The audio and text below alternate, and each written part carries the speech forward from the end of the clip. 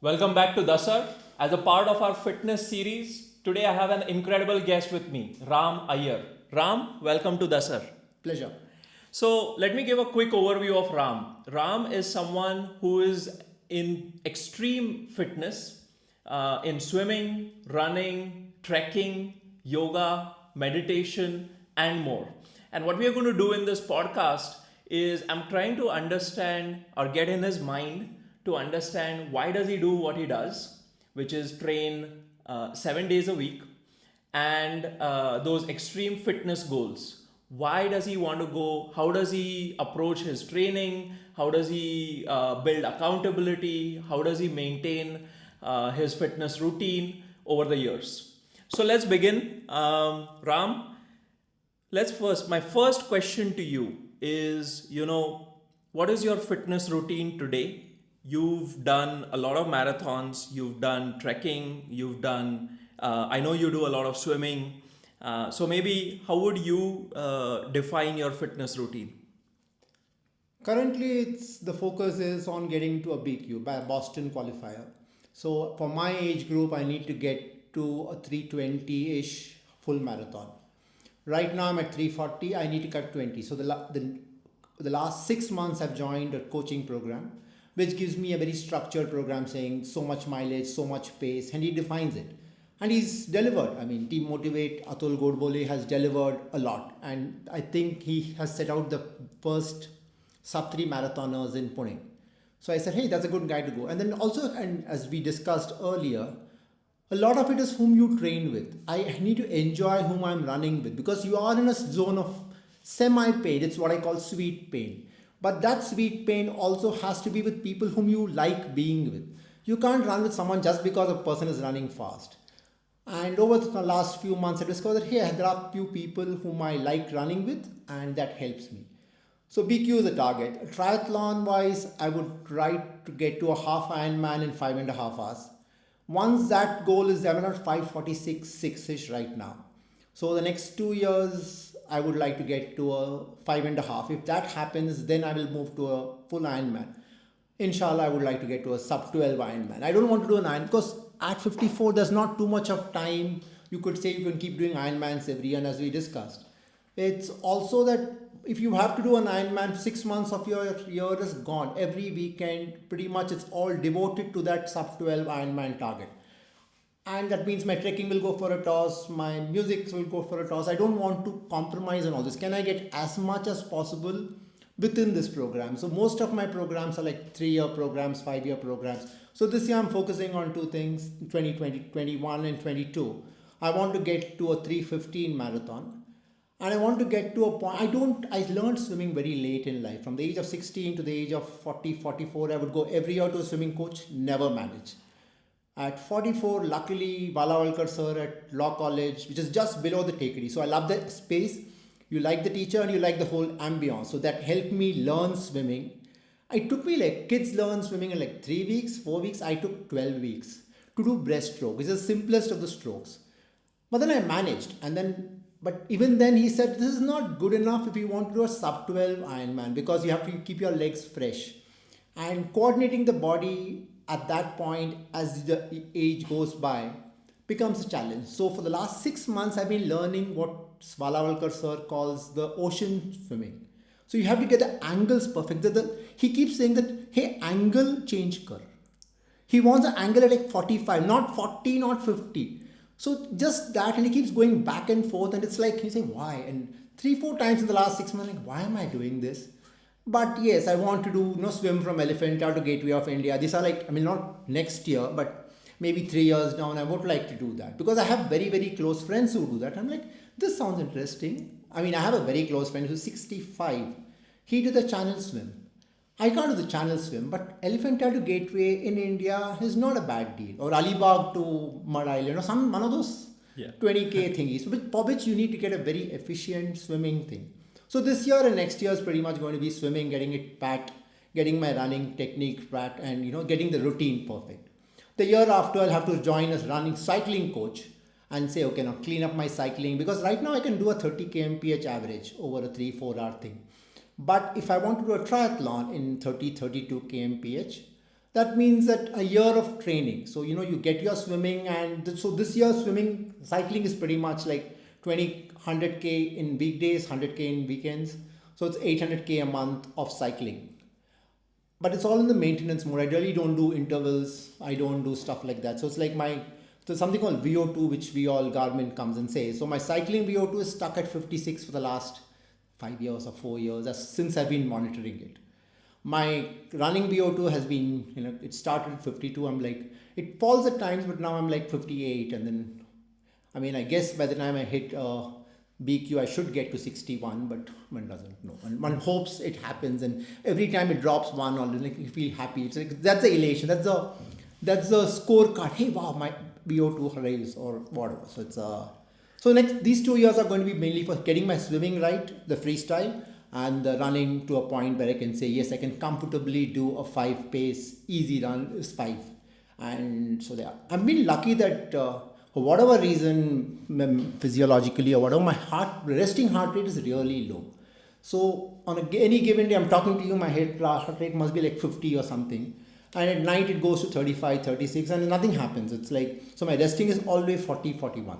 So even if I'm doing a 540, 550 running thing, 20K, I think I should be able to get to a sub 2 half marathon with a 120 zone 2. That's one of my targets. In spite of my age, but that's one of the targets I have. Can I really keep going at zone 2 for a longer time, and maybe in the next 3-4 years? These are all really cheap thrill kind of goals. It's really, I don't think they are real. A true athlete won't come and say that, hey, this is a fantastic goal to have. This is like, and I like the idea of being able to zone into a run and keep going, and then yet not keep your heart too high. But I love the clarity of your goals, clarity with which you measure and do the measurements. I also hear a lot of competitiveness. Yeah. Like, this is what I want, this is what I want to do, and this is what I'm going to do over the next 2 years, 3 years, 5 years, right? So having a long-term view. But my question to you is, what all have you done previously? Because now you've said you want to do Boston Marathon, which is amazing, one of the best ones out there. Previously, you've done a lot of treks, you've done a lot of marathons. Maybe you can share a few things which you've done, which you're proud of. My first half marathon was 5 years back, 2016, Hyderabad. I wanted to do it in sub 2, just for the sake of it. Unfortunately, it became 206. I felt very disappointed. So luckily, 3 years later, I did my first Bombay marathon in 3:48, 49. So I was like, and with Anuj, my training partner, and we get really close. We targeted 350 and we got to 349, 32 or something. So I think as a person, as an ex-investment banker, numbers mean a lot. I measure the numbers and I say, okay, the number has gone up or down, and I monitor them very closely. So I've done 3 marathons. It's not really too much, but I've gone slowly. 6 years back, I would run from one end of the university to the other. That's all I have done. Then from 1.6 kilometers, I moved to a 10K. So my first 10K PRBM was 2015, October.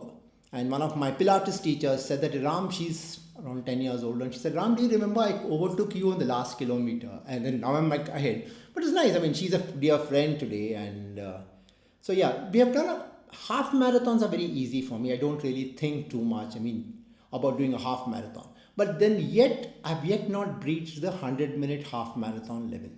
I'm yet stuck in the 145, which is the whole thing about all this.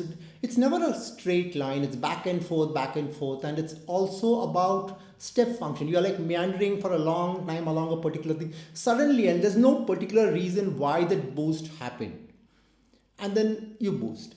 And then now you're 5 minutes less. And then again, you remain there for a long time. You can't say that, as one of my coaches says, fitness doesn't happen. Fitness actually happens to you. You can't decide that I'll go. You could do all the things. You could sleep well, you could eat well, you could, do the strength training, you could do the yoga for stretching. But you can measure the goals and say, this is the goal I want to reach. But there's no guarantee that you'll reach the goal today or tomorrow or yesterday. You have to be, because the body reacts differently. There's so many factors external. So you have to go with the flow again and again. And then the only thing you can manage is what you are aware of, what enables the flow or doesn't enable the flow. So I've discovered that running with people whom I enjoy makes a lot of sense. swimming with people. Like after the swimming pool, we all hang around and chat. Lots of time my mother saying, you run for 2 hours and then you are away for 5 hours. What happens? A large part after the run, even a training run, goes in an hour and a half of breakfast. And partially it's about running and running stats or whatever, but a whole bunch of it is about bitching and bantering. So it's whether it's the trekking or the running or the triathlon training. At least for me, if I don't like the people I'm with, I switch off. I walk away. Not because of they are good or bad, but nahi jama. Right. So yeah. So this is great. Now let's break down how your typical 7-day looks like, because you've shared this earlier with me. But for the benefit of the audience members, can you break down how many days, how many times a day, what kind of exercise routine do you follow? The running coach has given me I said 4 days is all I can do. So he said Tuesday is a particular kind of an interval run. So he makes us go run up the hill or he makes us do fast intervals. So running, earlier I would just do random. Like today I felt like running, I ran. But that I realized is not taking me too far. I'm not able to hit the goals or sustain them. One needs to be able to hit the goal because you keep training, the body benefits, but they don't sustain the goal. Afterwards, you're back because there's a certain structure, and so that's the advantage of going to a good running coach. He looks at it from a 6-month, 9-month program. So I told him, Atul, over the next year and a half, take me to a BQ. So I think broadly has factored that in. So Tuesday, Thursday, Saturday, and Sunday are my running days. Mornings. And that's in the morning? That's always in the morning. I prefer in the morning, but only if let's say I'm stuck up in work, have an early morning meeting, and early morning flights are not happening these days. But if that happened, I would ensure that, as he says, don't miss the run unless you absolutely have to. Unavoidable it happens, but I don't miss runs. And he also is particular about what pace. He doesn't want me to, if he says 5:30 to 5:40, you have to stick to that. You do 5:10, he says, why? Why are you doing this? What are you achieving? Right. And true Puneri style, he'll give a very caustic comment. So you're like, okay, you don't. And it's very funny because while he's younger, at a certain level, it's like a school teacher grading you, and then you look for he has something called a final surge or a fitness surge or something, some FS program, where he marks you record your workout, and then he gives comments after 2 weeks. It's like, and he says good work, not good, everything, and some of his comments are really caustic and some of them are good. So it's like, and it's actually like receiving a report card. Anyway, Tuesday is there, Thursday is a tempo run. So he makes us run a specified, not a long distance, a short run. Most of these workouts are hour and a half. Saturday is an easy run. So it's like you can just go very easy. So your heart rate is not supposed to go beyond zone 2 or zone 1. Sunday is a long run, which is Sunday is a long right now because I'm supposed to be preparing for a marathon. So 4 days a week is Tuesday, Thursday, Saturday and Sunday are my running days. Monday, we go to a lake near Pune and we swim. It's supposed to be easy, and it's also friends outing, and it's a nice way to start the week because Sunday is heavy. So Monday, it gives me that. Wednesday, I have yoga at the Iyengar Institute. Unfortunately, right now it's online, but they're good. Hopefully, we'll be back Inshallah, yeah. in person. Yeah. Friday is good. I love trekking. As all my group says, we love running, we like triathlon, but the primary love is the mountains. The primary love is like just walking quietly through the forest and soaking it in. So Friday morning is a Sinhagad workout. So that's one day I don't even have to, that's the only day I don't need an alarm. I think my body says that, hey, you're going to the hill. So 3:30, 3:45, I'm up. Irrespective whether I slept at 10 o'clock or I slept at 2 o'clock. I can wake up at 3:30. That's the only day. All other days, you never know. Even for a run or a cycle, I'll enjoy it. But it's not the same. Sinhagad body says, off you get up and go. So 4:45, we are out. 5:30 we are up there, and there are a whole bunch of us, very close friends. So all of us have different paces. So I do it in 30, 32 odd minutes. Somebody does it in 50 minutes. So no point just hanging out there. So I do that, go up and then come back down to them, and then we go up, and then the coming back, the last stretch is a pure bitching thing. Like we take our own sweet time, we sit and talk about it. The car rides from home to the Gad is an absolute delight. We all pick up on what's going on in our lives, and it's very easy. That's the whole. So it's not only about the trekking or the running or anything. Socializing. The socialize for me. You're right. I enjoy working out with people, and then we all compare and we bitch and banter. It's a lot. Yeah. It's all, but the competition, at least in my group, has been very, very kind. There's actually a group called Roasting Ram because they bitch about what I did bad, but But at the same time, it's all like, the whole pushing happens in a very gentle fashion. We all are interested in like the next person doing better. So it's like one of my dear friends, Sanjana, she's like 55, but from 55 she's come to 50. And it's a point of achievement. And she's not a morning person, but she manages. And the joy of that one of our friends does it. And then the journey, yeah. That's brilliant, yeah. You talked about waking up at 3:34 in the morning. Only once a week, one day a week. One day a week. Yeah. What does the typical routine look like? Because recovery, sleep is a big factor in recovery. I crash by 9:30. 9 o'clock I start zoning out. 10 I'm mostly fast asleep. Luckily, I'm lucky that I don't need much time to sleep. I can have a strong cup of black coffee at 9 and sleep at 9:05. I'm lucky that way. I also take power naps in the middle of the day. I mean, I don't. If I'm And then from a nutrition standpoint through the day? I eat small meals. Somewhere along, I don't know, 15, 20 years back, no meal is larger than the palm of my hand, irrespective of what it is. I mean, some are salads, fruit salad, vegetable salad, even it's eggs, but it's broadly even like dal, chawal. It's all garka. I mean, I rarely eat out. I'm very picky regarding whose house I eat in or which restaurants I go to and, what have they done. Because you can't, so it's, yeah. But this is the kind. So I eat like 6-7 meals a day every 2 hours. I was diabetic. I was peak diabetic. I mean, whatever the H1 number was like really obscene, which is what started the whole process. Because it was really bad and I said, I can't do the insulin bit. So when was this? At 40. what age was this? 40. And then how did it start? What all did you do? 40, I got all the osteoporosis, hypertension, blood pressure, the diabetes, everything, all genetic.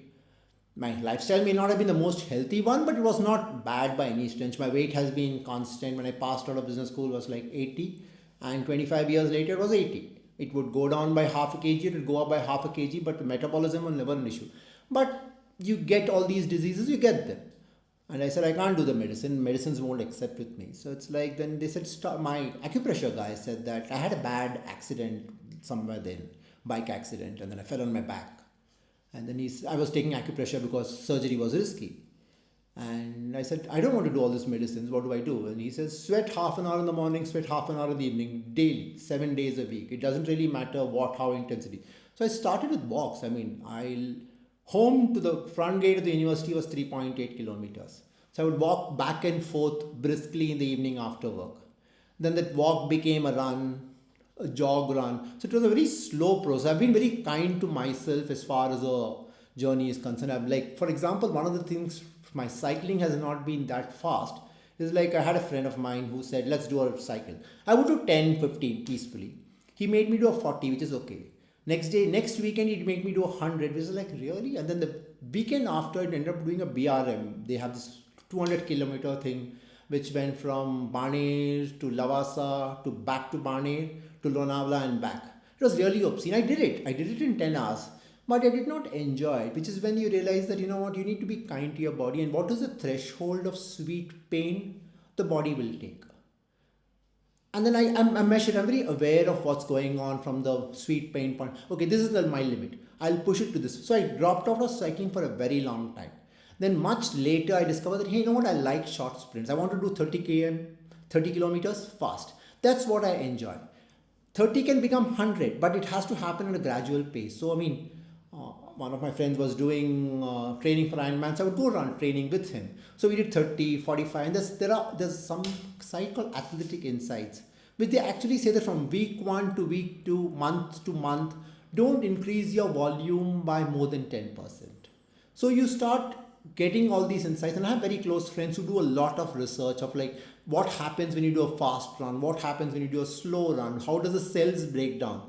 To be very honest, I don't go into the research of like what's exactly happening, but they say, okay, what is the result? What am I supposed to do? And Shubhankar will come and say that, yes, this is what you're supposed to do. I'm like, this is good. I'll take this.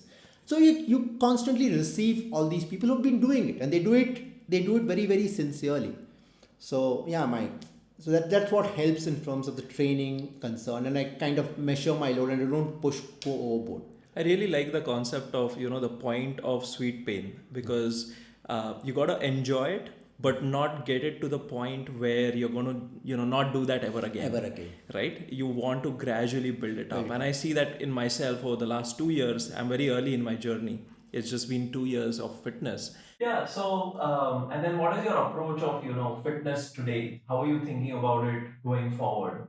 What are some of the things that inspire you? Who are some of the people that inspire you towards your own fitness journey?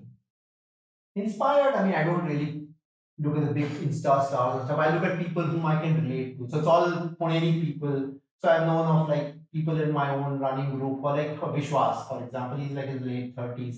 He's become a sub 3 marathoner. And I've seen him over the last time. He said his first half marathon was 8 years back. The first marathon was 8 years back. So I've seen people improving delta over a slow period, and that's they are the ones who inspire me. I mean, I have very close friends who like who can clamber up a wall very fast. Hey, that's a nice thing. So inspirations are people whom I know personally. So it's not, and you relate to them at a personal level.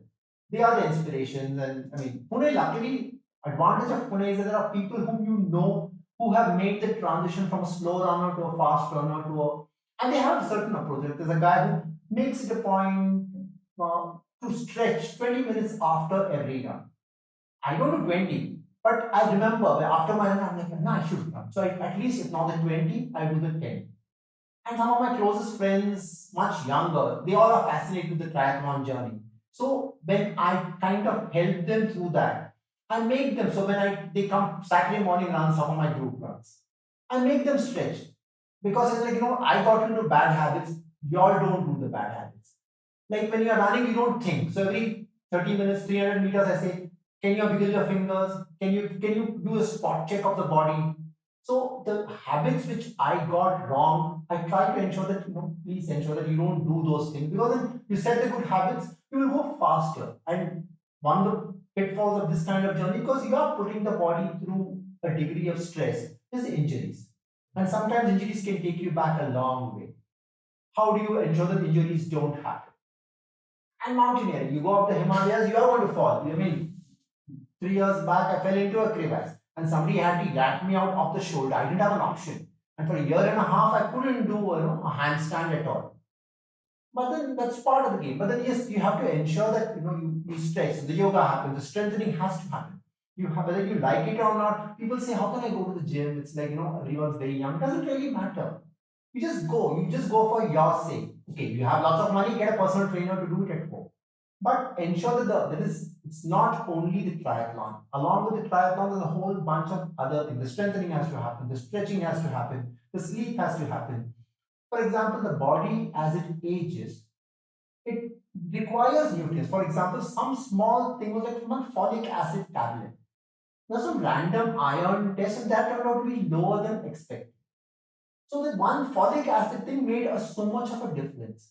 There's one tablet which I pick up before the intense sun. The lactic acid concentration becomes low. So your advantage today is that there's a lot of tests which are possible, sensible tests, which will tell you what's going off. For example, like now they are saying if I want to go from a 350, I'm not 350, I'm yet 330 inshallah.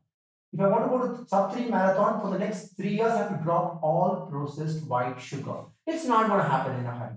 But I know that that's going to happen. So, like 5 years back, I started dropping off cola. So, there's no cola. I mean, in Pune, in the summer, I would come back from wherever and I would drink, Fanta or whatever. I've stopped doing that.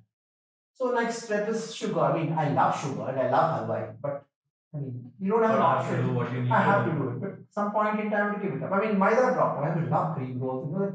Vijay Bakery, patties and stuff. Maida was like, but now I can't eat any of that. The body also changes. Yeah.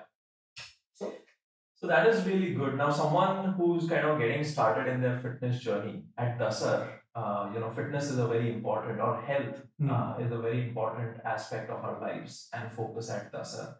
And so we've created a 90-day Get Fit program, for people who want to get in the routine of doing 3 to 4 workout sessions, exercise sessions okay. a week, right? And so it's not about six pack abs. It's not about doing the Ironman or running a marathon at whatever pace. It's just let's just get started, be at it, enjoy, get into that flow. And so for this kind of an audience who may or may not be at peak fitness but want to get into a routine, what would you advise them? discipline. You just have to say, the end of the day, you do things to do and say, did I get my half an hour or 1 hour or whatever? And that has to get ticked off. Even if it's like 10 o'clock at night and you have not done your half an hour, do that. Because anyway, if you're not very fit or you're not really focused, if you go to sleep at like wake up at 6 o'clock or 8 o'clock, doesn't make a difference. So at 10 o'clock, go and do your exercise. Do whatever is necessary. Maybe have a shower. For example, I discovered that for my evening workouts, before the workout, I have a good hot shower. That helps me freshen up to do that. So see what works, because every body is different. As you grow older or the body gets into bad habits, what will give you the perk up? Maybe a hot cup of coffee. Maybe whatever works for you. Maybe a gel. For me, gels work. A good caffeine-based gel works better than a jelly-based. A berry-based gel.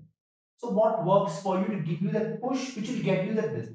After 3 months, it will drop off. You don't need that because the body gets used to it. Like for example, if I don't run 3 days in a row, third day at night, my body says, no, you have not done it.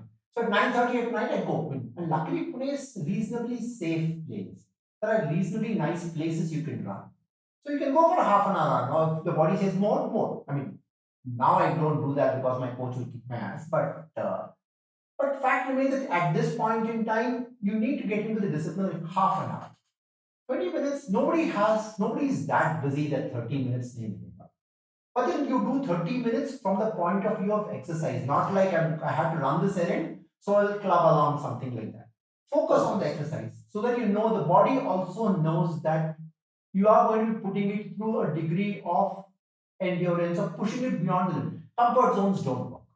You are in a comfort zone, you'll remain in the comfort zone, and as you go older, as you grow, whatever reason, you like Alison Wonderland, Queen of Hearts said, you want to go anywhere, run twice as hard. You have to run hard, just be where you are. So you have to factor that in. If you don't have goals and say, okay, can I walk 5K? Can I walk 8K? Can I run 1K? Small, very small delta goals. The 30 minutes, 30 to 31 itself is a long thing. There are friends who have moved that. Right. So 30 minutes is now it's like they come and say, now it's 15 minutes of jogging and 15 minutes of walking. It's a long way.